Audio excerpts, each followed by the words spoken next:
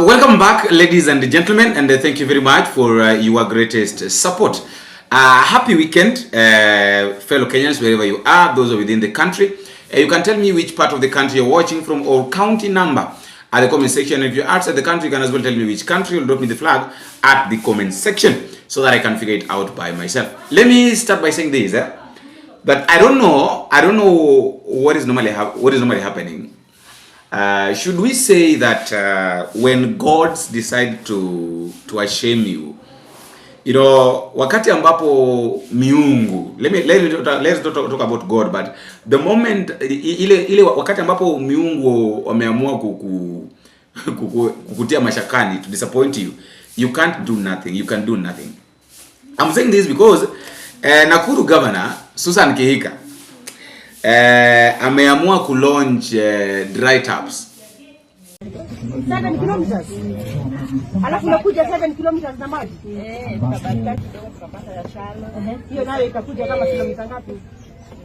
Kama 3 na 4. Sasa ndio hapa. Sasa unafungua kwako nyumbani. Hebu tufungue na wewe.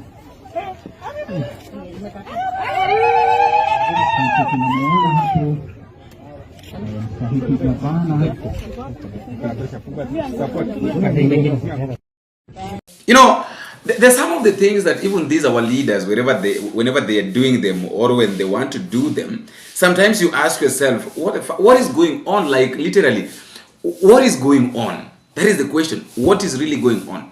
Imagine unaita wanakijiji. Alafu baada ya kuita wanakijiji, wewe mwenyewe unaenda una launch dry tap. We've seen leaders launching taps. We've seen Musalia Mudavadi going all the way from Nairobi to Busia to go and launch tap of water, just one tap of water. Right now, Susan Kihika is launching a dry tap. Okay, ile Musalia Mudavadi at least ilikuwa na maji. Let me say that ile Musalia Mudavadi at least maybe had to go to water. But now this one of Susan has no water, like literally hakuna maji kabisa, haina maji. Yani kwa Susan Kihika hamna maji kabisa. And imagine, these are the kind of leaders that we still expect to bring change to us. I've been asking myself several questions. Question number one that I've been asking myself is that is it that these women, not all of them, but some of these women leaders, they choose beauty over, or they choose beauty over working for Kenyans, or what is going on? Somebody is choosing beauty over brain. Like literally, there is no way. Let me say this: there is no single day, no single hour, moment, or month, or year that a leader should go and launch something, especially things to do with water, if you've not confirmed whether what was done there was perfect or not. Because these things will just put you in shame. Like literally, this one of Susan Kihika, hakuna jinsi ambavyo anaweza kujiondoa kwa shida. And then utakuja unapata ya kwamba tunaambiwa that water tap, that water trap and all those things costed millions of money. And that is how easy pesos inaibiwa. Such kind of things. Because they'll come and tell you that, we did this project. When you try to look at the project that was done, haipo. The project itself is not there. And then they claim that they did projects. Which kind of projects are those? There are no projects that these guys normally do. What they do is they sit back and then wanasema kwamba we know somebody who is cheaper. The contractors, at our county governors surely, what are contractors ambao mnawapea kazi ni kina nani? Because some of these things are caused by contractors. Because you give a contractor who is cheaper job to do, and then after giving them cheaper job to do, a job to do because they are cheap, and wewe ukifika kwako, now you calculate higher. Unaweka pesa mingi ili wakati wa audit ikifika nasemekana kwamba we did this thing at this cost. This is what we did and this is how much it costed. But then literally you know very well that thing costed even pengine double the price. If it was 1 million, pengine ilikuwa 2 million. The other 1 million iko kwa mfuko yako. What kind of shame is this? We've seen these things happening. Somebody going to launch a water tap in Busia. Now Susan Kihika is launching a dry, imagine launching a dry water tap. These are moments of shame. And then you call yourself a leader. What kind of leadership is this? And then you say, you call it, surely. And you know, one thing I've come to realize is that, you see this, we have got 47 counties. Now, if you're within the country, let me ask you this question. If you're within the country, I want you to tell me the name of your deputy governor at the comment section. We start from Nairobi. The deputy governor of Nairobi County, deputy governor of Mombasa, deputy governor of Nakuru, deputy governor of Machakos, of Kitui, yani anywhere, Kisumu, Siaya, Migori, Homa Bay. If you know your deputy governor, Busia, tell me at the comment section. Because literally, that is another place where the challenge is coming from. You find that most of the people don't know their deputy governors. A lot of people don't know their deputy governors. I don't know why, I don't know where they hide, I don't know how they hide. Yani wakati ambapo kimeumana hawezi wakapatikana, because you know, one thing I believe and one thing I know is that the moment getting access to a governor is a bit difficult, the next person that the MCAs, the next person that people should be getting access to easily is the deputy governor. So if you don't know your deputy governor, how will you go and see him or her? And you know very well, and one thing I've also learned is that these governors, they don't normally want people to know their deputies. They don't, because they know that the moment they mess up, and there is how deputy governors relate with the citizens of their county or the people of their county, what will happen is that people will shift from the governors to the deputy. So utakuja napata kwamba a lot of things are being handled by the deputy governor instead of the governor. Na governor anajua vizuri kwamba wakati ambapo mambo kama haya yamefanyika, ata lose value. People will shift and start focusing on the deputy. That is what is happening. That is why majority of governors don't want the deputies to be known. Not unless maybe otherwise. That is what, okay, deputy governor wa Nairobi ni nani? That is why nimekuambia, tell me your deputy governor at the comment section. Please, just tell me your deputy governor at the comment section. Because I think we've reached a point whereby things are just happening in this country that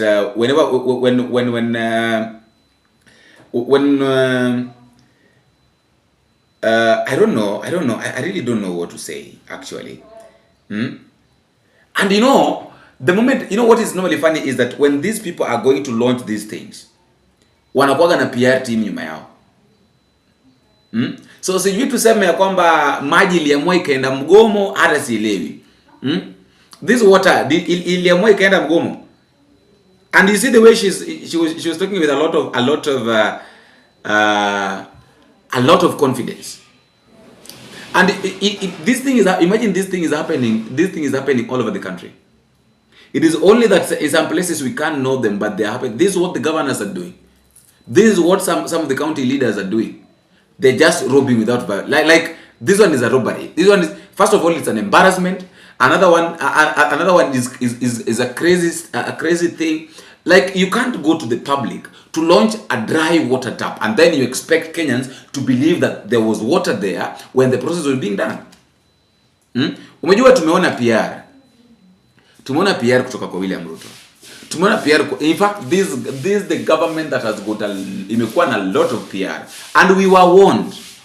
Tulikanywa. I'll do that video after this of Uhuru Muigai Kenyatta trying to tell us, you nyinyi watu. And then yesterday he again talked about it. I'll do that video. But before I do that video, let us just focus on this. The second story is about, I've watched something happening in Moyale.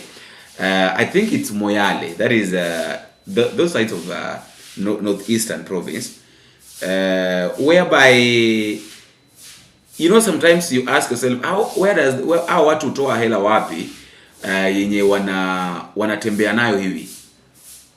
I've seen a lot of money being given out. So I was like, okay, this is where now the money normally goes to. You find that they just dash out money the way they want.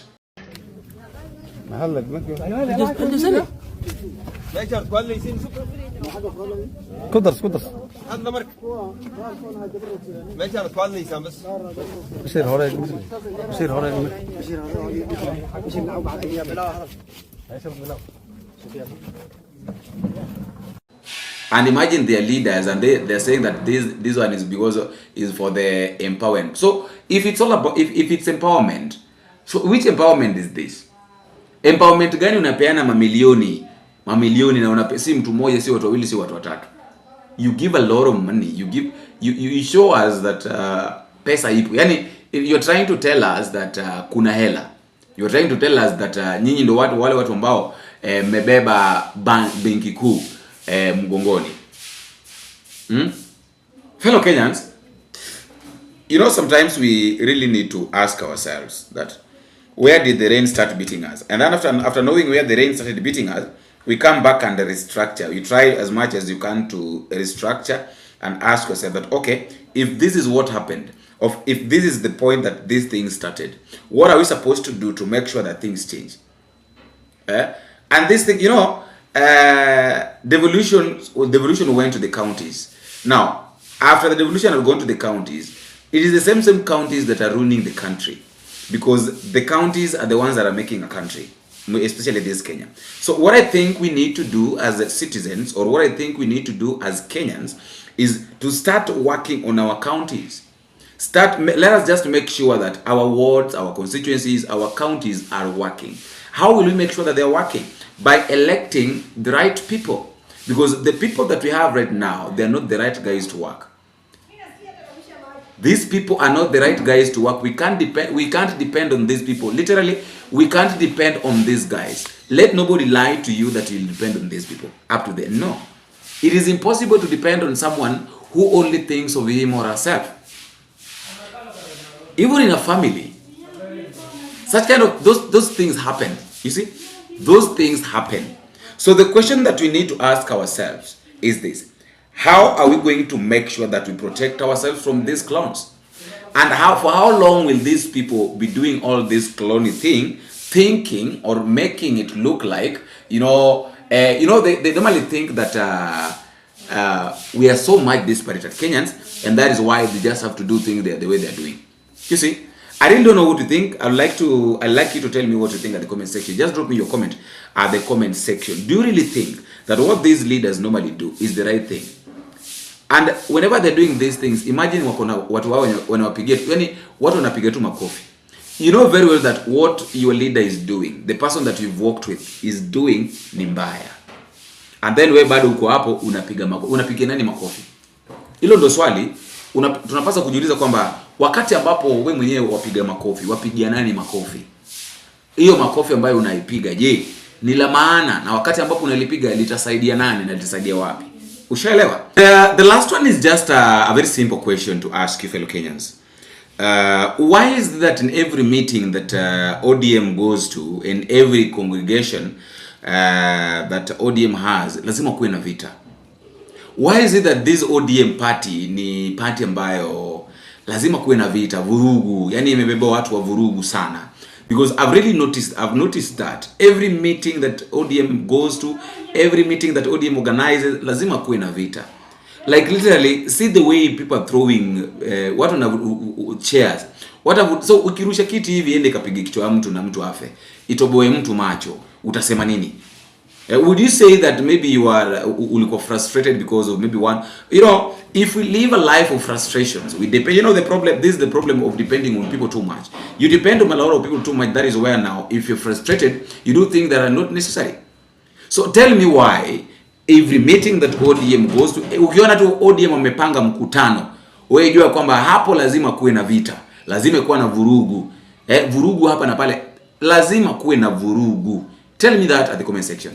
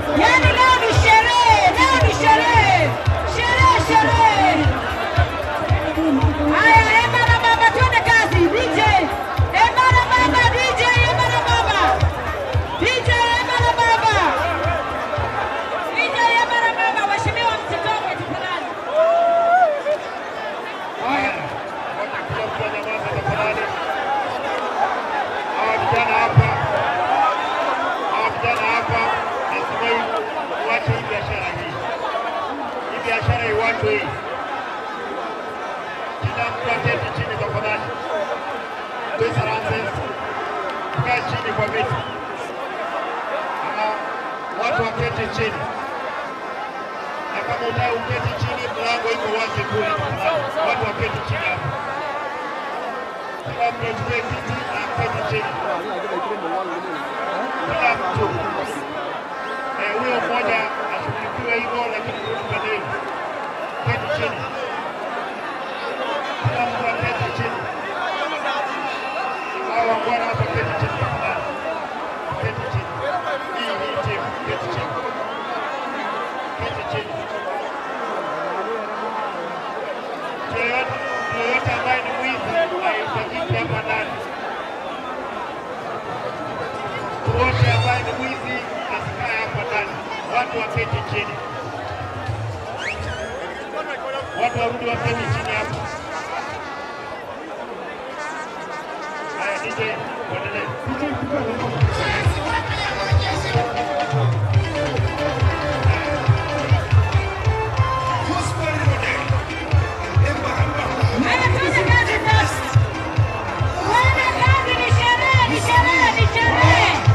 Identity crisis, Yvonne.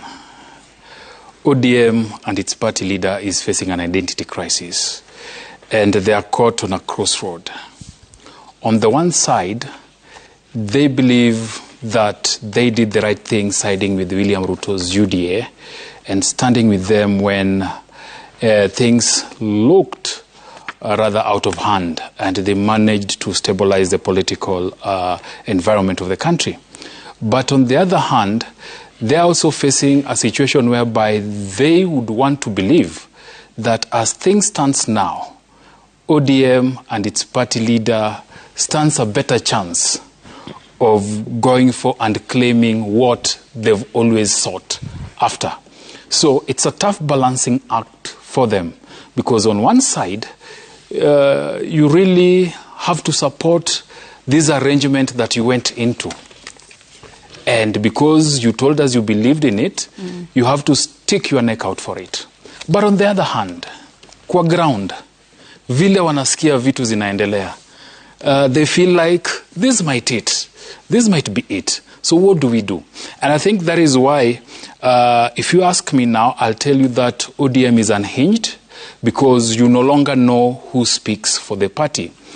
Because Raila Odinga's statements on the future of the party, especially in 2027, came only 3 days after the national chairperson led a team of women leaders in Kisumu to announce that as ODM, they would support William Ruto for a second term. And you see, when Gladys Wanga speaks as the national chairperson, and 3 days later Raila Odinga speaks as the party leader, and then there's the Secretary General that speaks on the other side, then it becomes very difficult to know which way ODM is moving to. So for me, it's an identity crisis. They may be having boardroom struggles or squabbles on just where do we face and what do we tell our members. As it is, they're trying to balance both sides of the scale. So I would like you to tell me what you think at the comment section. And please don't forget to tell me what you think. And also, don't forget to subscribe. Don't forget to subscribe.